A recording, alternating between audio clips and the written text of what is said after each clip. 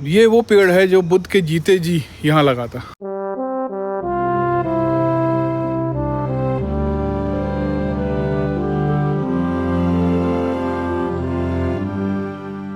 TV में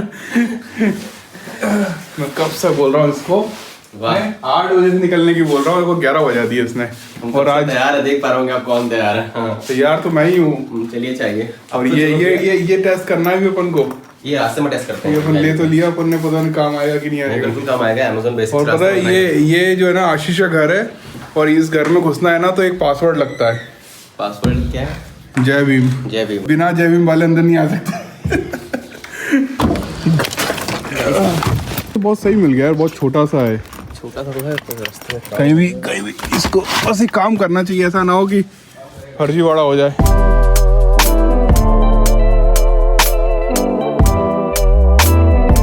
देख रहे हो सामने यहाँ पे पूरा ये मेट्रो चल रहा है ना। हाँ, ये मेट्रो कनेक्टिविटी के लिए बना रहा है। और देखो वहाँ नीचे से गाड़ियाँ निकल रही हैं। लास्ट टाइम क्या हुआ था कि है ना, गाड़ियाँ खड़ी थी, उनके ऊपर ये एक पूरा स्लैब गिर गया, तो गाड़ियाँ बिल्कुल पापड़ बन गई थी। सब ये स्लैब देखो जरा।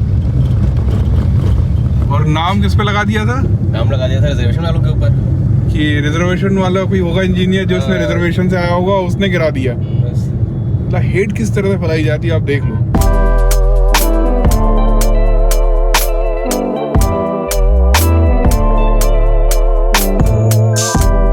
हम फिर से आए हैं सीएनजी डलाने, और यहाँ पेट्रोल पंप पे देखो एक भी गाड़ी नहीं है, एक सिंगल गाड़ी नहीं है। और वो देखो सीएनजी पर आ गए हैं। ये लाइन लगी है, ये गरीबों की लाइन है, हम उसी में लगे हैं। और आप लोग चाहते हो हमें सपोर्ट करना तो हमारी एक वेबसाइट है तथागत.live, वहाँ से किताबें खरीदो, पढ़ो, कुछ ज्ञान पाओ और हमें सपोर्ट करो। गाड़ी है कि क्या है यार ये? 4 लोग बैठेंगे, बड़ी बात। मुझे लग रहा है हम ऊपर से निकल जाएंगे इसके। वैगनआर में ये फील आ रहा है, ऊपर से निकल जाएंगे। अभी इस वक्त हम लोग बलरामपुर पहुँच गए हैं, और ये दिख रहे हैं, मैंने अपने जीवन में इतने गन्ने एक साथ कभी नहीं देखे हैं। गन्ने पे गन्ने, गन्ने पे गन्ने। ये देखो ये भी गन्ना। अभी पीछे गन्ना मिल भी थी, और वहाँ तो पता नहीं कितनी गाड़ियाँ खड़ी थी। और अभी हमको यहाँ से लगभग जो है आधा घंटा और लगेगा श्रावस्ती पहुँचने के लिए।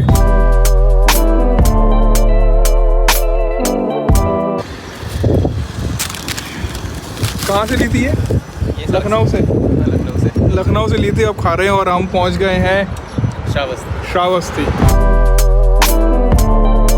फाइनली एक जगह पहुंचे हैं, मतलब अभी जस्ट एंट्री है। वहाँ पर जो है कुछ मोनेस्ट्रीज बनी हुई हैं, वो देखकर मुझे तो है ना नेपाल की याद आ गई। वहाँ नेपाल जैसा कुछ तो भी सोमनाथ जैसा स्टाइल में बना है, बट वो नेपाल का नहीं है, वो लद्दाख का है, ऐसा बोल रहे थे वो। और यहाँ पर है ना ये स्तूपा शायद बन रहा है, अभी तक पूरा क्रिएट हुआ नहीं है, लेकिन देखने बहुत सुंदर लग रहा है। दूसरा क्या है ना, यहाँ पर है ना बाबा साहब के एक स्टैचू मिली हमको। तो हमारे पास ज़्यादा समय है नहीं, क्योंकि 4:30 ऑलरेडी हो चुके हैं। एक जल्दी से एक ड्रोन शॉट लेते हैं। एक ब्लॉगर वो नए पैदा हो गए, इनको भी देख लेना। हाँ देख लेना भाई।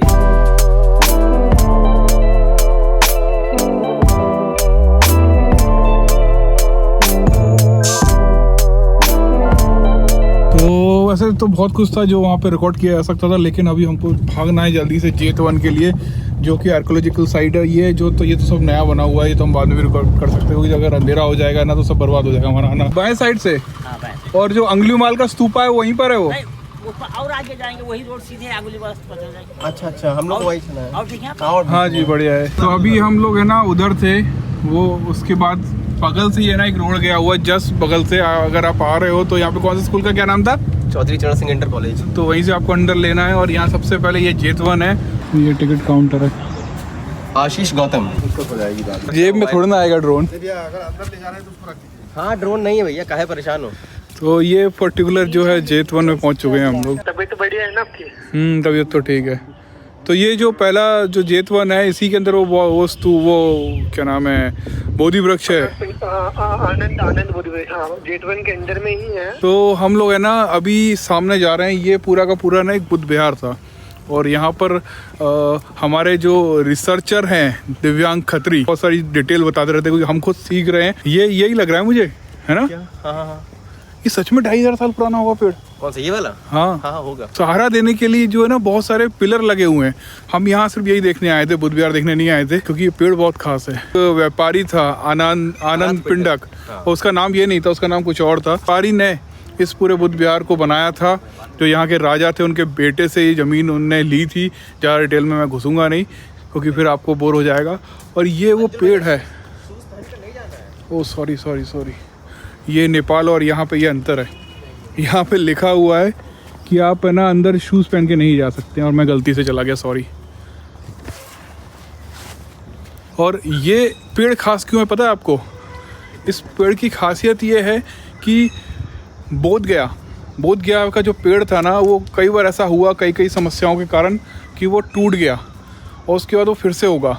लेकिन जो व्यापारी था जिन्होंने बुद्ध को यहाँ पर लेके आए थे, बुद्ध ने 25 साल इसी बुद्ध विहार में बिताया था। ये इतनी खास जगह है ना, जब बुद्ध यहाँ आते थे ना तो लोग बाग यहाँ पर आते थे, वो दान करते थे, वो बुद्ध के दर्शन के लिए आना चाहते थे, कि उन्हें पता था कि सबसे ज़्यादा बुद्ध अगर कहीं मिलेंगे तो वो श्रावस्ती में ही मिलेंगे। लेकिन यहाँ पर क्या हो रहा था कि बुद्ध जब नहीं होते थे लोग निराश होकर लौट जाते थे, और अगर वो कुछ दान करना चाहते थे तो वो नहीं कर पाते थे।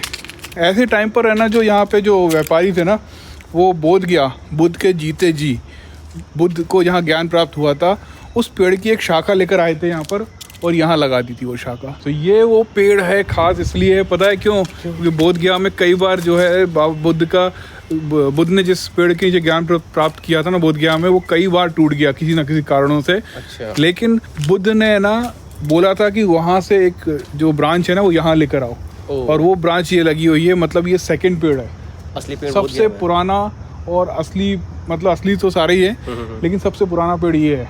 बोध गया का पेड़ भी पुराना नहीं है, वो कई बार नष्ट हो चुका है।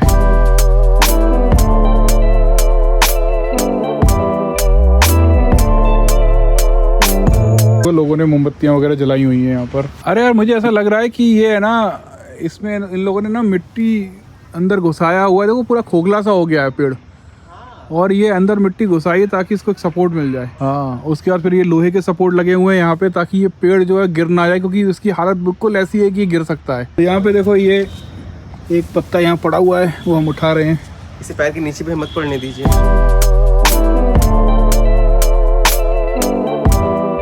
और यहीं पर है ना आगे एक जगह थी जहाँ बुद्ध आके रुकते थे। तो इतनी खास जगह यार, बुद्ध 25 साल यहाँ रहे हैं यार। मुझे लग रहा है वो है सामने उधर। अच्छा, पता है आपको, अभी हम एंटर कर रहे थे ना तो बोलते हैं drone drone drone drone allowed नहीं होगा। फिर है ना हमारा ये देखिए सेल्फी स्टिक काली सी बड़ी सी, ये भी अलाउड नहीं होगी। तो जब आप सोचो इतना महंगा कैमरा लेते हो आप और सोचते हो कि ऐसी जगहों पे जाके शॉट लोगे, सपना ही है भैया। मोबाइल सबसे बेस्ट है, मोबाइल कोई भी नहीं रोक सकता, कोई भी नहीं। तो अभी हम लोग जा रहे हैं गंध कुटी, जहाँ बुद्ध आकर रुकते थे। वो यहाँ आसपास ही ढूंढना पड़ेगा, काफ़ी बड़ा एरिया है ये। तो ये जो है वो गंध कुटी है ना, ये 7 मंजिल का था। ये 7 मंजिल का था ये? था, जब ये बना था तो 7 मंजिल का बना था। ओहो, तो ये पूरा मोमबत्ती रखने का 7 तल युक्त काष्ठ भवन था। 25 साल बुद्ध इसके अंदर आके रुके हैं, और ये बोल रहे कि 7 मंजिल था। और इसके चारों तरफ अगर आप देखोगे ना तो यहाँ मोमबत्ती लगाने की जगह दी हुई है। यहाँ मोमबत्तियाँ लगाते हैं, अभी भी लोग अगरबत्ती लगाते हैं, मोमबत्ती लगाते हैं। तो यहाँ पर जो है ना बुद्ध आके रुकते थे। मुझे लगता है ये वो कमरा होगा जहाँ बुद्ध रुकते थे। क्या बोलते हो? बुद्ध यहाँ खड़े हुए होंगे 2500 साल बाद। पहले अपन लोग आए 2500 साल बाद। 2500 साल बाद अपन लोग आए। बता रहे थे अंकल, यहाँ पर चंदन की मूर्ति थी बुद्धा की, वो उधर होगी बीच में। यहाँ स्टैचू होगी बुद्ध की, बुद्ध के जाने के बाद। ये यही जगह होगी। देखो यहाँ अभी भी मोमबत्ती जला रहे लोग पास। 7 मंजिल का था ये। 7 मंजिल तो मुझे तो नहीं लगता है। 7 मंजिल पहले कभी होता था क्या? था। ये देख रहे हैं आप, ये तो है, ये मेन जगह थी। इसकी चारों तरफ देखेंगे ना तो बहुत सारे बहुत सारे भंतों के रुकने की जगह बनी हुई है। बाकायदा छोटे छोटे कमरे हैं, विपस्सना सेंटर है, मतलब बहुत कुछ है यहाँ पर। ये बहुत ही ज़्यादा खास जगह है। हैप्पीनेस मिलेगी आपको, हाँ, आंतरिक खुशी। और एक चीज़ खास देखने को मिली है, ये जितने भी आर्कियोलॉजिकल साइट है इनमें एंट्री की फीस लगती है। हाँ, लेकिन मतलब कि फीस नहीं लगती है। हाँ, और जैसे तुम सांची स्तूप चले जाओ, हाँ, वहाँ पे आपसे फीस ले लेंगे। और यहाँ पे अंदर जो पावर जो है ना वो किसी भंते को नहीं मिलती है।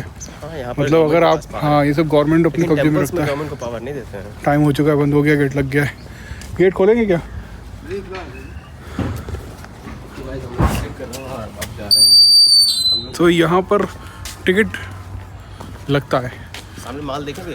क्या माल? नहीं नहीं, चलो चलो, रात हो जाएगी।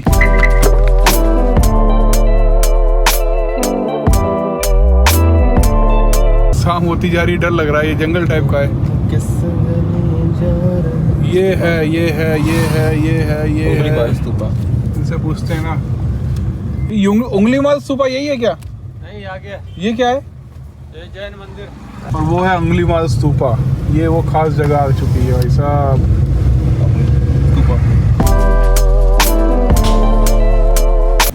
अरे चुना ले यार, इस काम के लिए वही काम ना कर पाए तो पैसा कौन क्या काम का। तो ये स्तूपा ही होगा ना।